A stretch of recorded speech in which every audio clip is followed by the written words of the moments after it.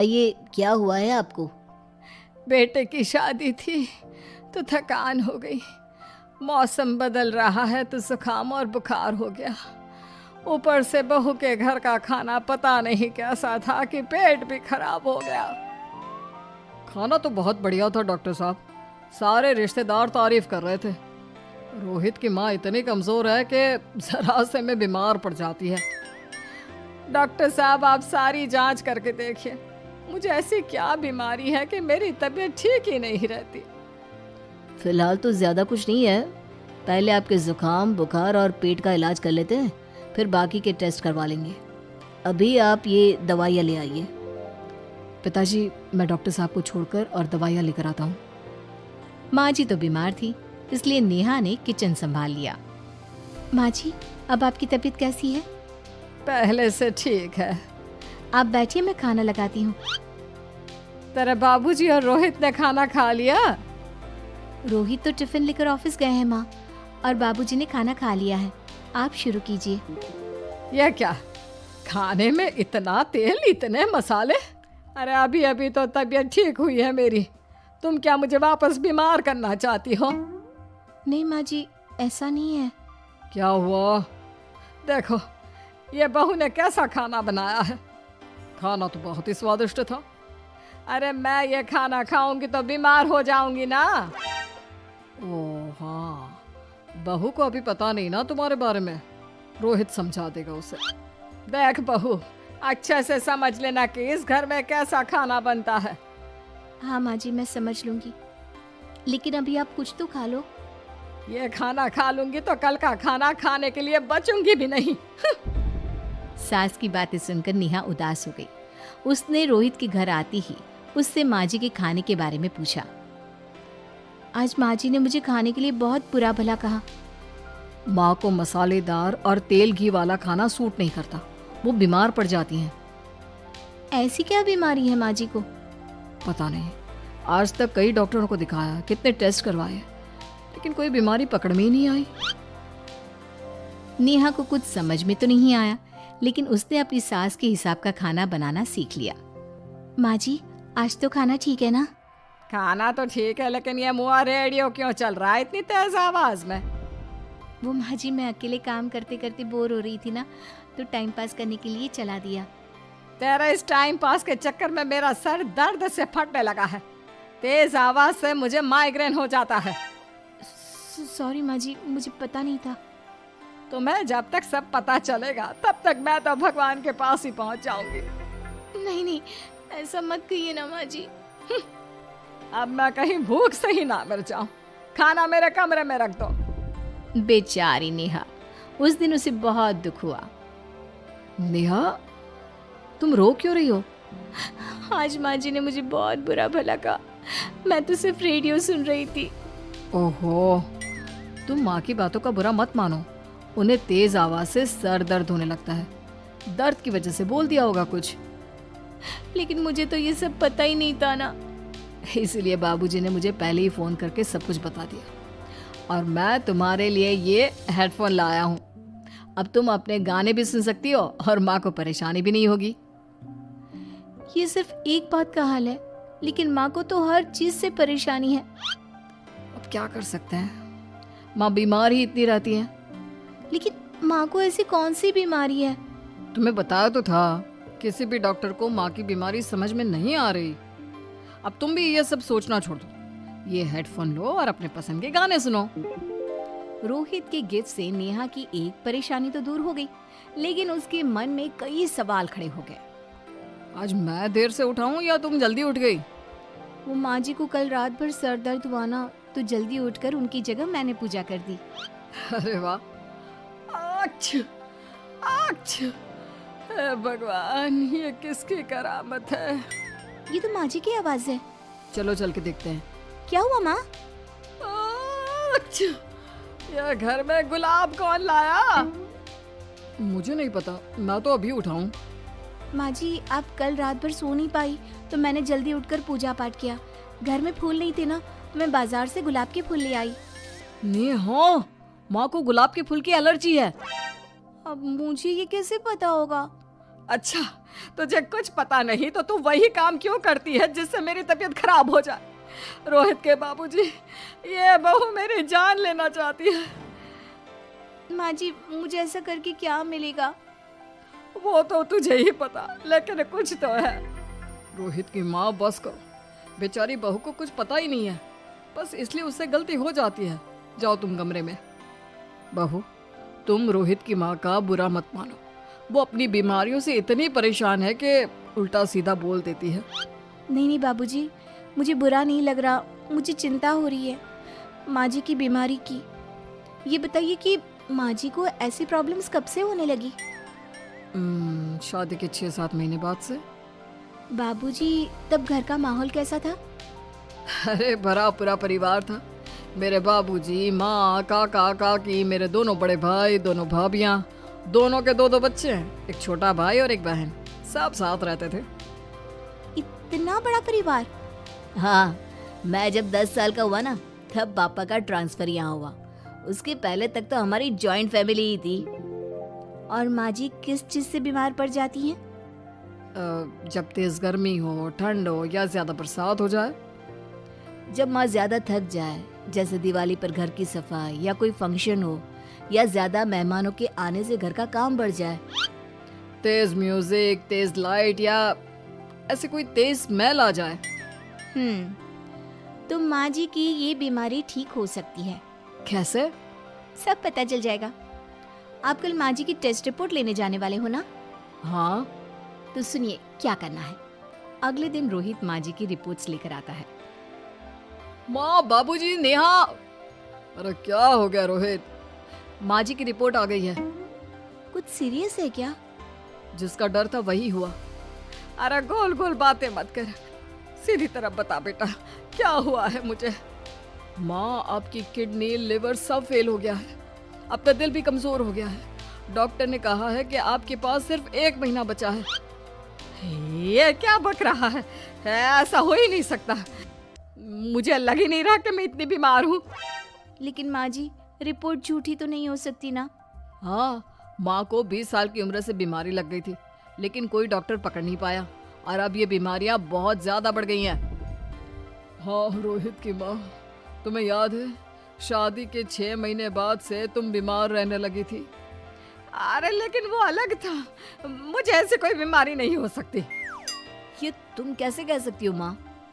हाँ, तुम उस वक्त बीमार पड़ी थी ना, और अब डॉक्टर भी यही कह रहे हैं, तो सच ही तो होगा। और आप तभी से बीमारी तो रहती आई हैं। अरे लेकिन तब मैं बीमार थी ही नहीं। क्या मतलब? अरे तब मैं बीमारी का नाटक करती थी, मुझे कुछ नहीं हुआ था। ये क्या बोल रही हो?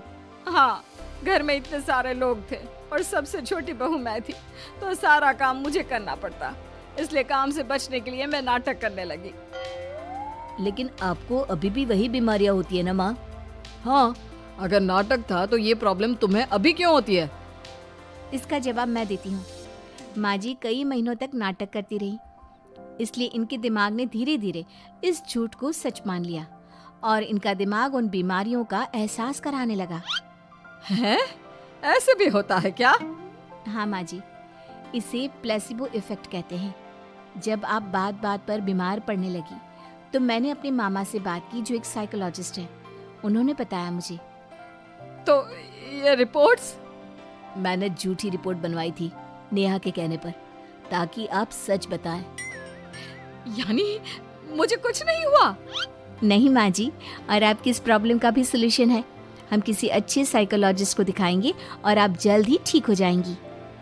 वाह बहू, मैंने तुझे इतना भला बुरा कहा और तूने मेरी जिंदगी भर की तकलीफें दूर कर दी। थैंक यू और सॉरी बहू। अरे मुझे भी तो सॉरी कहो, पूरी जिंदगी तुम्हारी सेवा की है, वो भी झूठ मूठ की बीमारी के लिए। हाँ हाँ, आप भी माफ कर दो मुझे, बस सॉरी। तो इस तरह नेहा ने अपनी सास की बीमारी पकड़ भी ली और सारा दिन पत्थर की तरह। अरे पत्थर भी कभी कभी हिल लिया करता है, तू भी कभी कोई काम कर लिया कर बहू। मैं तो बहू नहीं भैंस ले आई हूँ। नीता सारा दिन घर का काम करती, कमर टूट जाती जब वो रात में बिस्तर में आराम करने के लिए लेटती। लेकिन मजाल है सास की, जो उसके काम की कभी झूठे मुंह भी तारीफ कर दे। हम लोग नसीब वाले हैं नीता बिटिया, जो तेरे जैसी बहू हम लोगों को मिली। पिताजी, यही आपका प्यार है जिसके कारण मैं इस घर में टिकी हुई हूँ। पर पता नहीं सासू माँ को मैं क्यों नहीं अच्छी लगती। अब तो 2 साल हो गए हैं शादी को। 2 साल में तू ये सवाल कर रही है? यहाँ मुझे 30 साल हो गए बिटिया। पता नहीं तेरी सास मुझे भी क्यों पसंद नहीं करती। फिर क्या, दोनों ससुर बहू खूब ठहाका लगा लगा कर हंसते हैं। अरे वाह जी वाह, क्या जमाना आ गया है। बहू को देखो कैसे ठहाके लगा लगा कर ससुर के साथ हंस रही है। अरे एक जमाना हमारा था, ससुर इस कमरे में तो मैं उस कमरे में, ससुर बरामदे में तो मैं छत में, और यहाँ देखो महारानी को। वो मेरी बेटी है और पापा ने तुम्हें कभी नहीं कहा था कि तुम इधर उधर भागो। हाँ, सास को पति की बात पर गुस्सा आ जाता है। तभी उसकी नजर बहू पर पड़ती है, जो सास और ससुर की बात पर हंस रही है। बहू को हंसता हुआ देख सास का पारा 7वें आसमान में चढ़ जाता है। अरे कल बूही तू क्यों हंसी? तुझे कौन सी चुड़ैल चिपट गई तो हंस रही है? हम मियाँ बीवी का ये चलता रहता है, ये ना सोच के बीच में फूट पड़वा दी। अरे जी जाइए बाजार से छाछ ले आइए, और तू जाकर किचन में बेसन घोल कर पकोड़े बना ले, कड़ी बनानी है तुझे। सास बहू और पति को ऑर्डर देकर वहाँ से निकल जाती है। पति बाजार की तरफ और बहू किचन की तरफ।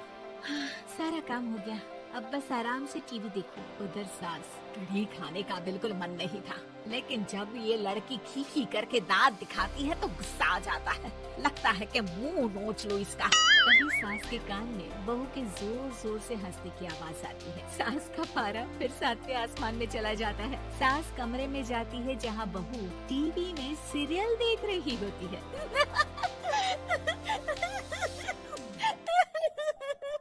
अरे पागल हो गई है तो बता दे, पागल खाने छोड़ाऊं तुझे?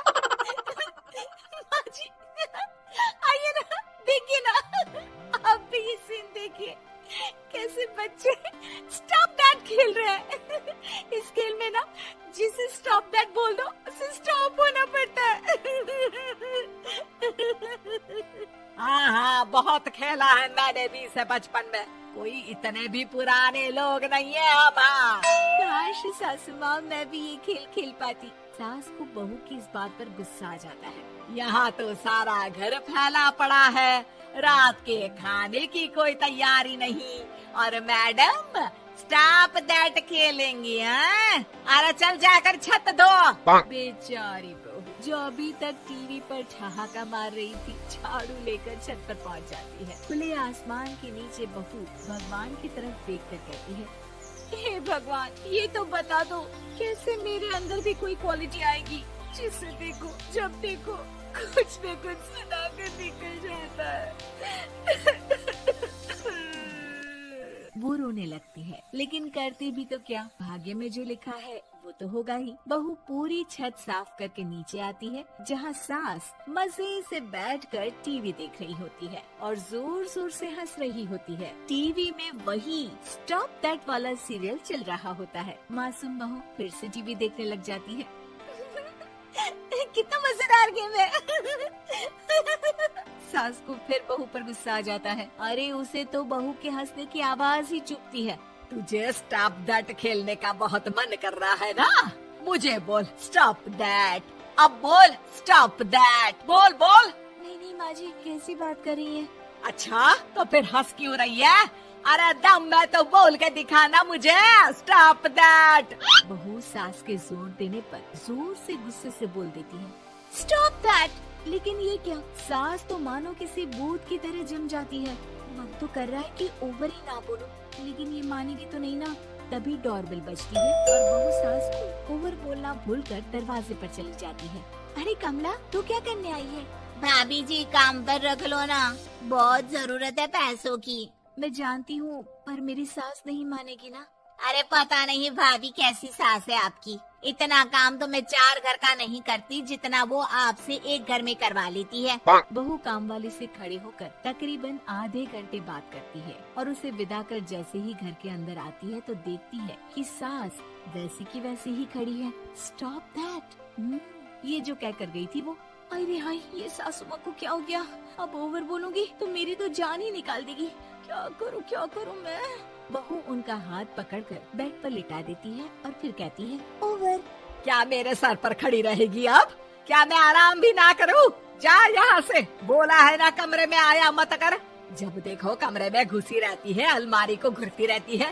अरे कुछ नहीं देने वाली, ज्यादा वहम में मत रहना, समझी? माफ करिएगा, मैं आपको कुछ बोलती नहीं हूँ।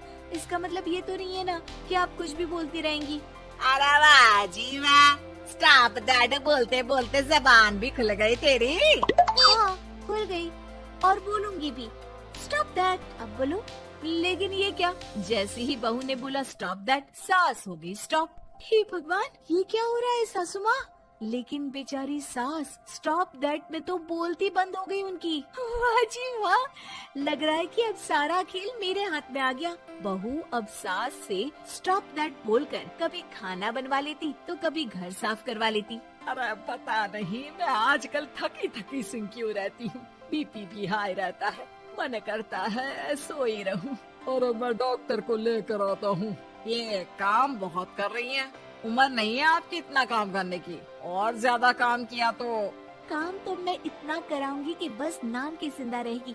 बहुत जबान टपट टपट चलती है ना इनकी। ससुर जी समझ ही नहीं पाते कि क्यों उसकी बीवी की तबीयत खराब हो रही है। बहू शीशे के सामने कहती है, सारा काम हो रहा है, मजा ही आ गया। स्टॉप दैट होकर उनको पता ही नहीं चलता कि वो क्या कर रही हैं। अब तो जो चाहे जब चाहे सारा काम इन्हीं से करवाऊंगी। ये मेरा कमाल, क्या बोलती हूँ मैं? Stop that. बस जैसे ही बहू शीशे के सामने